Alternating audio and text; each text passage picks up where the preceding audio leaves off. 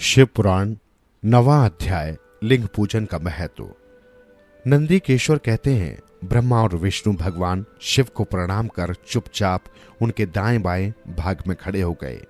उन्होंने पूजनीय महादेव जी को श्रेष्ठ आसन पर बैठाकर पवित्र वस्तुओं से उनका पूजन किया।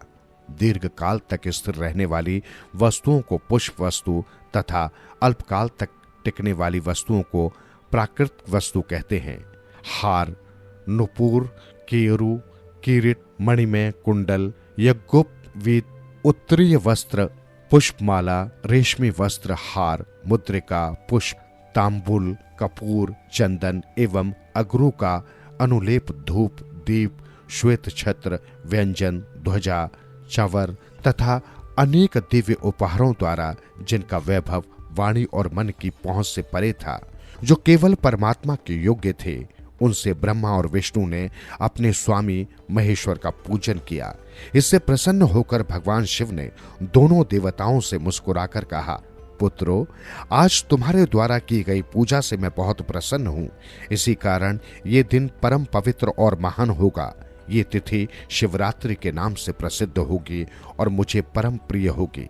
इस दिन जो मनुष्य मेरे लिंग अर्थात निराकार रूप की या मेरी मूर्ति अर्थात साकार रूप की दिन रात निराहार रहकर अपनी शक्ति के अनुसार निश्चल भाव से यथोचित पूजा करेगा, वो मेरा परम प्रिय भक्त होगा। पूरे वर्ष भर निरंतर मेरी पूजा करने पर जो फल मिलता है, वो फल शिवरात्रि को मेरा पूजन करके मनुष्य तत्काल प्राप्त कर लेता है।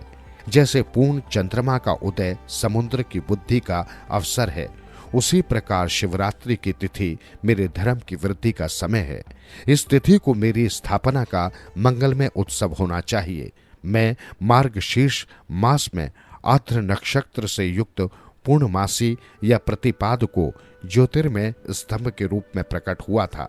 इस दिन जो भी मनुष्य पार्वती सहित मेरा दर्शन करता है अथवा मेरी मूर्ति या लिंग की झांकी निकालता है, वो मेरे लिए कार्तिकेय से भी अधिक प्रिय है।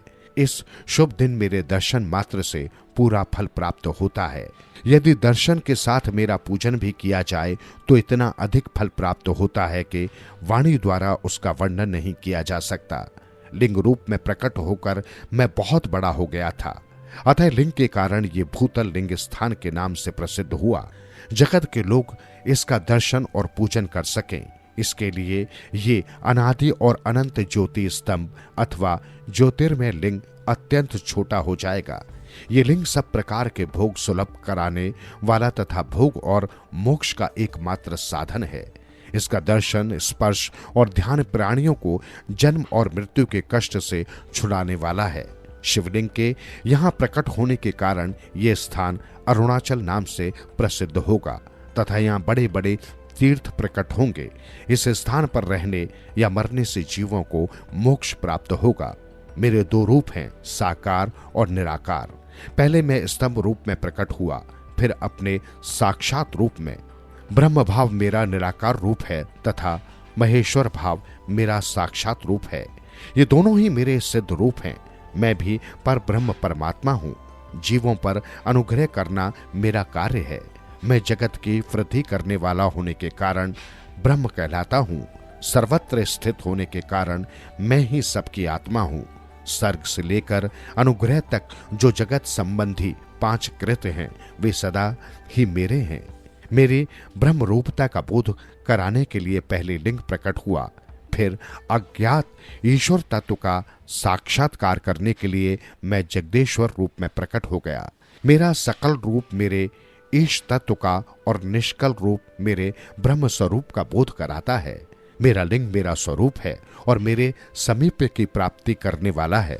मेरे लिंग की स्थापना करने वाले मेरे उपासक को मेरी समानता की प्राप्ति हो जाती है तथा मेरे साथ एकत्व का अनुभव करता हुआ संसार सागर से मुक्त हो जाता है।